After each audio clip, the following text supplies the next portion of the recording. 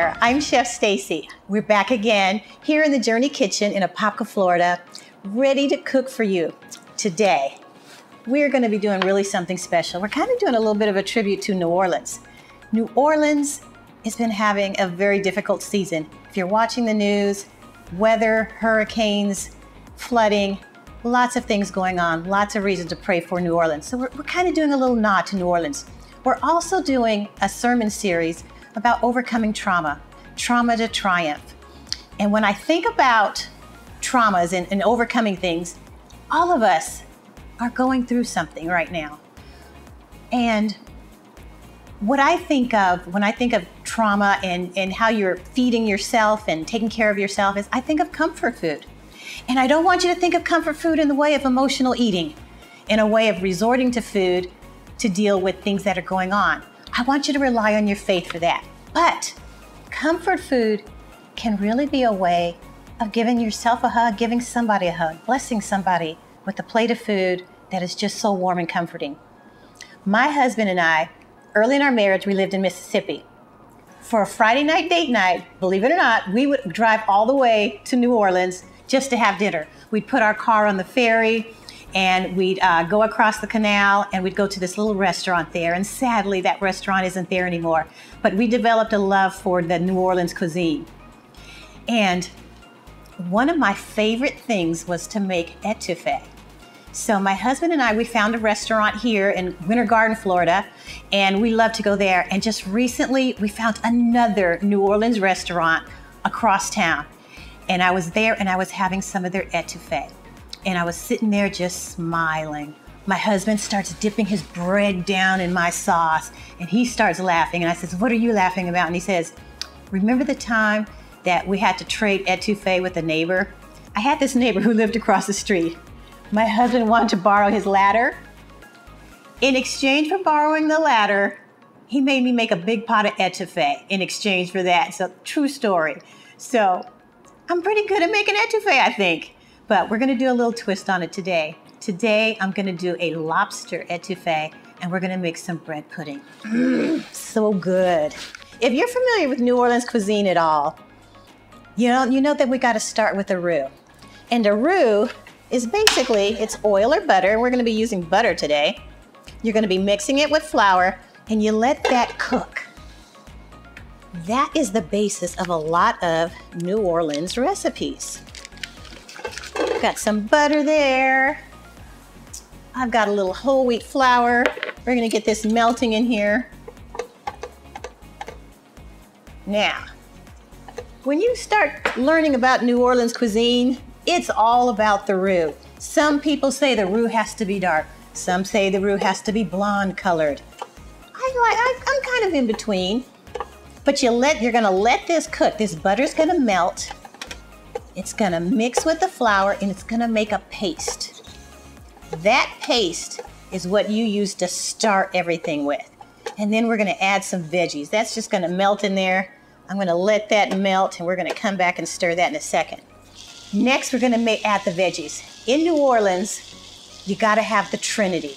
The Trinity is celery, onions, and bell pepper. And I'm adding a little extra bell pepper because I heard that red bell has extra vitamin C in it. We all need a little of that. So I'm turning this pan on, getting it hot. Adding a little olive oil. See how this is just, I'm gonna turn this down. But I want you to see how it's turning into a dark brown paste. That's what you want. That butter's gonna melt.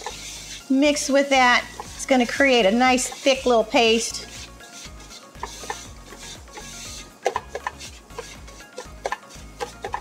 And see the color. See that color. The butter is browning. This is the beginning of the roux. I'm gonna add the veggies over here. Hear that sizzle? I'm gonna give them a quick saute.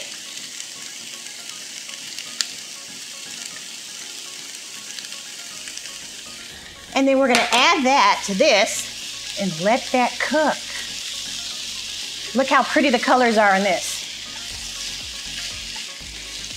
We've got red bell, green bell, yellow bell. Got some celery in here. Most of the time in the Trinity, it's probably just green bell. I love the added color. So we're gonna give those a quick saute. I wanna keep making sure I check on this. See how it's just pasting up there? That's exactly what you want.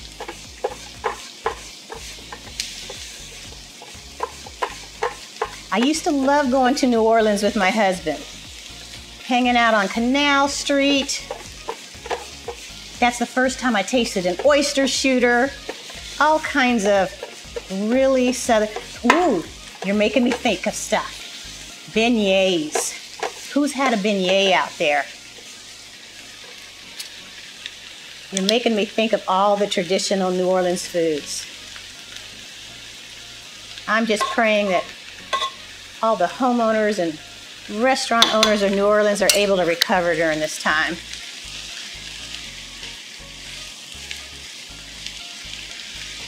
All we're going to do is let this cook for a few minutes. We just want to wilt it, just soften them a little bit, and then we're going to add them.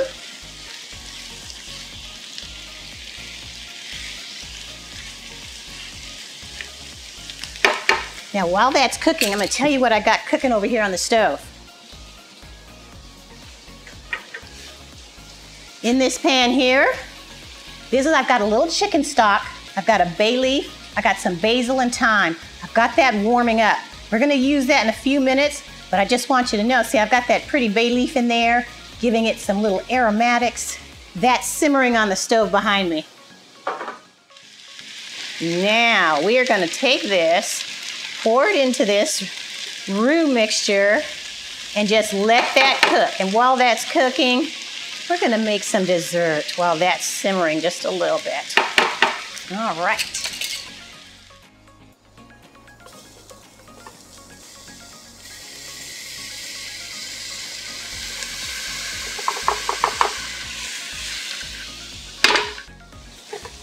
Give this a nice stir.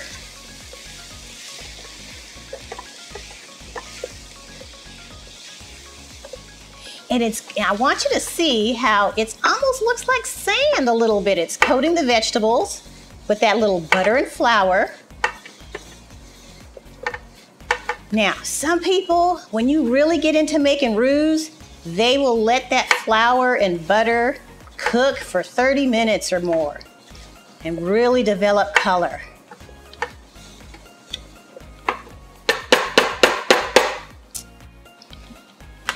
Next, while that's simmering, we're gonna start on some bread pudding. I went to the store and just bought a fresh baguette, and you can see the size that I tore them up into, just little cubes. When we were growing up, my mother made bread pudding all the time for us. It was kind of like our treat. But we never bought a baguette or a special French bread or something fancy to make it with. My mother would take the ends of the loaves of bread, the pieces that nobody wanted to eat. She'd save the bag and she'd fill it up. She'd leave it in the bottom of the fridge. And I know that makes the bread get a little stale and dry, but she would wait till that whole bag was filled with ends. And then she would take those assorted ends and she'd break them up like this into cubes or dice it or shred it. And then that's how she would make our bread pudding. And we couldn't wait to have it. So you don't have to have a fancy bread. Like I said, I used a wheat baguette today. You don't have to have a fancy bread, but any bread that you have will do. If you've ever made French toast, this is similar to it. We're using milk, sugar. I'm gonna just grab these items right here. I'm gonna pour the milk in the bowl, and I'm gonna add some sugar. And this is egg whites. You can use eggs, but I'm always trying to do just a little healthier twist on it. I've got cinnamon and nutmeg. Smells good. A little salt and cinnamon. And a little apple pie spice. And just a little bit of vanilla. We're gonna whisk this together. All you wanna do is just let the sugar dissolve. It's like I said, it's just like making French toast. Because normally you'd make a similar mixture of milk and egg and some cinnamon. some vanilla, and then you dump your bread in it and you put it on your pan. You have that for breakfast. Now, this is my little twist on it, is since I added the apple pie seasoning in there, I like little fruit in mine. So my mother, when we were growing up, she always put raisins in hers.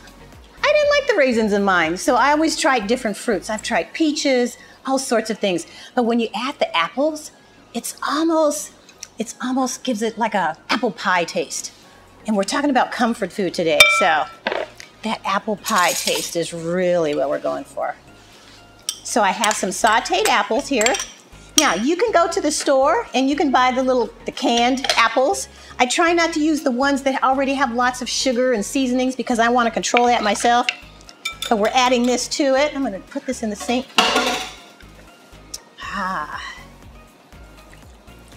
Pour that over it. And what you want to do is give it a good mix, and then you need to let it soak so that the bread, you can already see it, the bread is just absorbing all of the good stuff. And I used almond milk in mine today. You can use 2%, you can use whatever milk that you drink. I used almond milk. I love that little boost of protein in almond milk. Plus it's lactose free. But use a milk of your choice and use a bread of your choice. And the good thing about this recipe is there's no wrong way to make it. Use any kind of bread. You can go to the bakery of your department store or your local grocery store.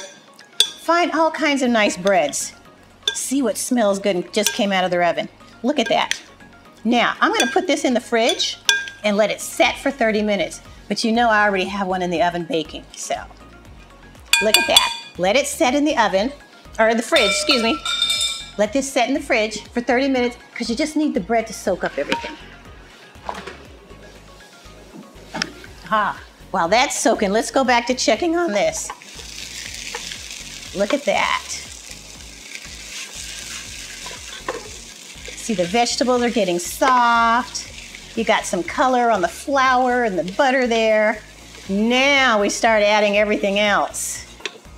Turn this into a dish.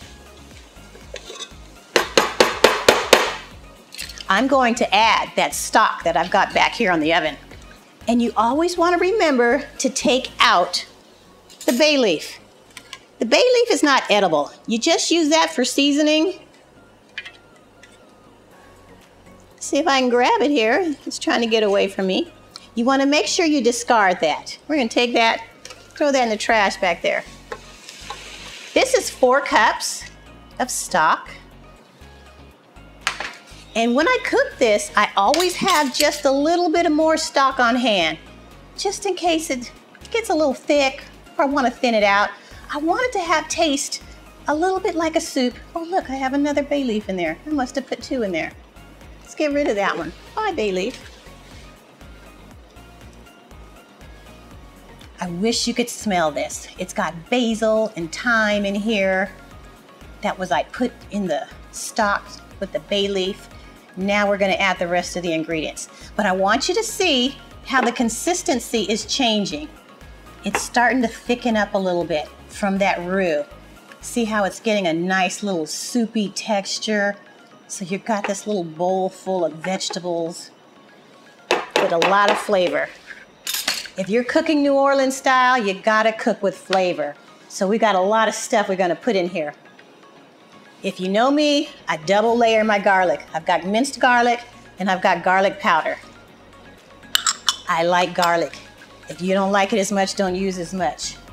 Now, with Creole or Cajun cooking, you always want to look for either a Creole or a Cajun seasoning. I try to find a low sodium one because I like to control the salt that's in my dishes. So I actually found this one, and paprika is the first ingredient on it. And when you look at most of them, salt is most of the time is the first ingredient. Now, a Creole or Cajun seasoning is kind of a paprika, garlic. It's almost like a blackened seasoning in a way, but paprika is the first ingredient, so it's a little easier on the salt. There's that. Now, I've got a little dash of red pepper. I like just a hint of heat. If you don't want a hint of heat, you leave this one out. Little red pepper. I've got a little Worcestershire. And I was reading about Worcestershire sauce that the name of Worcestershire actually comes from a city in England, and that's where it was invented. It was invented in Worcestershire, England. It's kind of, they call it umami, but it's sweet, salty, sour, all in one bite. Alrighty, and there's a big controversy on whether or not tomato should be in an étouffée. Some die-hard New Orleans fans will say no tomato in it, but I like a little tomato in mine. I like that little kick of the tomatoes in there.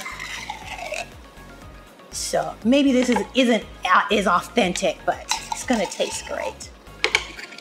And the recipe calls for a 1/4 cup of tomato paste, and you end up using about half of it. And what are you gonna do with the rest? Leave it in the fridge? So I always just use the whole can. So that's another reason why I'll have just a little bit of extra stock on hand in case it gets a little thicker than I want, because I used all of the stock. I want to be able to thin it out. Let's start stirring that together. Look at that. Creamy. I've even got some little mini cornbread muffins over here that you can dip into it a little bit later. Oh. Last touch, pinch of salt and pepper.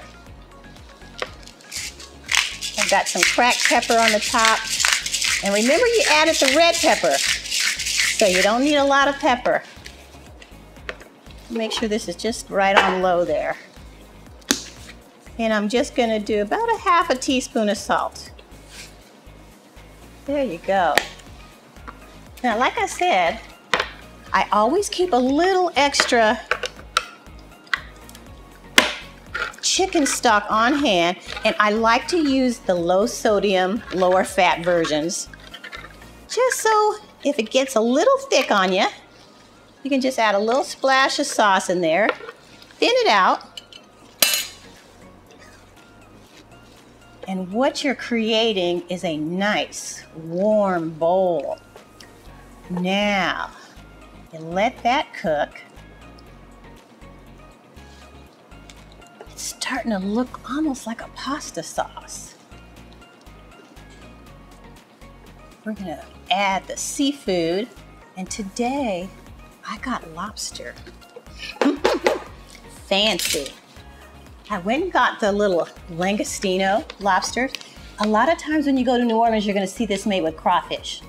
Well, when I was talking with the butcher at Publix, that's our local store here, she was saying because of a lot of the storms that have been happening in the Gulf, crawfish, they are native to lakes and rivers. And so a lot of the inland areas of Louisiana produce crawfish. And right now, with all the flooding and the storms, the stores are a little bit harder to get. So you can substitute any seafood you like. Today we're doing lobster, but you can easily use shrimp or even crab. I'm gonna grab that out of the fridge. Look at that. Woo! Add that in.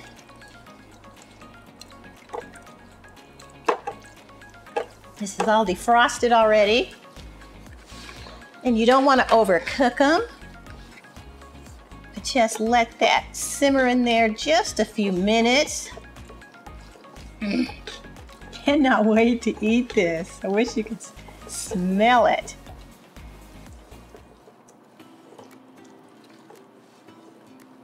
Any seafood that you use takes easily 2 minutes. It cooks very quickly in the sauce. You don't need to cook it long. You just want it to just be in there just a few minutes. So while that is just simmering in there, just a few minutes, I'm gonna grab the rice out of the oven. I was using the oven to warm it up, to keep it warm. I made the rice earlier, but I was using the oven to keep it warm. Steamy rice there. I'm using brown rice today. One of my favorite things to use is to choose brown over white when it comes to my carbs. They give you a little bit more fiber, make you feel a little fuller longer. But I made this rice about an hour ago and just put it in the oven to keep it nice and hot till we were ready to use it. Put a little rice on the bottom there. Now, the best part. Let's taste it one last time just to make sure our seasonings don't need to.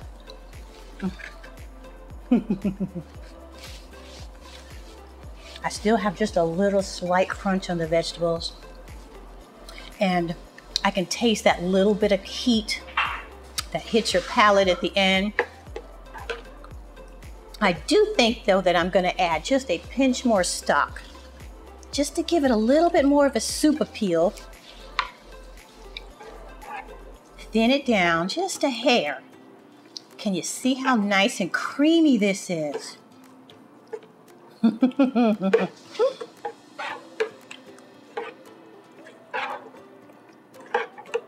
Look at that. Now,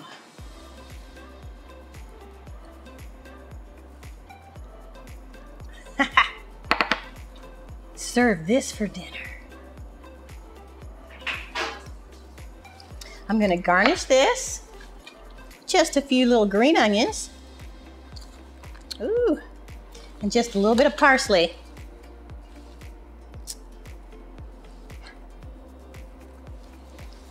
And if you're really going New Orleans style, you gotta add a little cornbread muffin.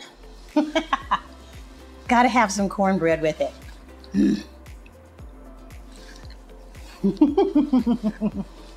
When I tell you this makes me happy, this really makes me happy. You're getting that little softness of the lobster. Plus, I love seafood. And you're getting just a little bit of hint of spice. It's creamy and it's warm. And you know, the weather's gonna be getting cool soon, so this is the perfect dish. I can't wait to eat the rest of this bowl. See what my sign says? Southern comfort in a bowl. You can't get better than that. And today, ooh, let me show you this fancy bag that I have. Today, I'm gonna be delivering this to a family. I happen to know this lady who's a teacher and she's a single mom, and I'm gonna bless her with this meal today. My husband's family, they created this little nice thermal bag with my name on it. And one of the volunteers at our church, she had made me these handmade cards, and I'm gonna make us sign a card to her. And look at even the little label says, uniquely handmade. That's giving somebody a gift with love. So I'm gonna package all of this up today and send it to her house so that she can feed her family for dinner tonight. Now, we can't have dinner without dessert. So let me get this out of the oven. Woo, the bread pudding. Ha ha ha. Now, we have one little last topping. In this little pot over here, I've got some brown sugar, some butter, and a little cinnamon.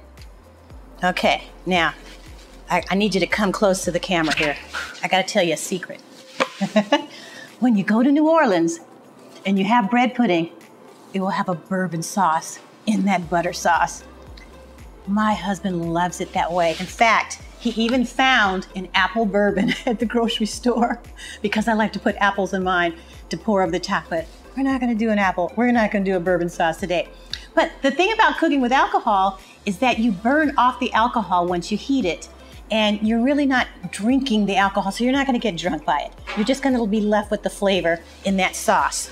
My husband, even when he orders beignets at a restaurant, he has the bread pudding sauce poured over his beignets instead of the powdered sugar.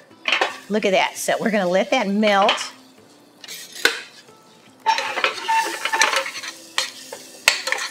That's melting.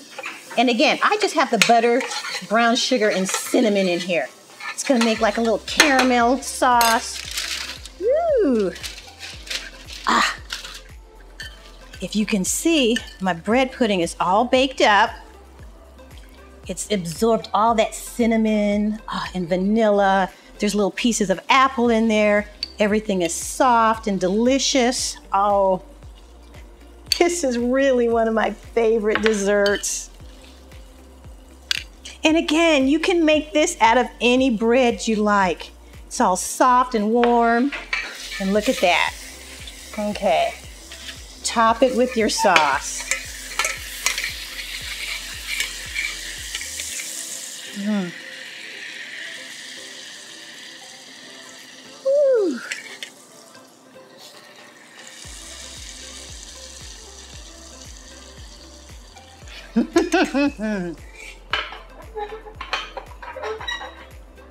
Now you've had your étouffée for dinner.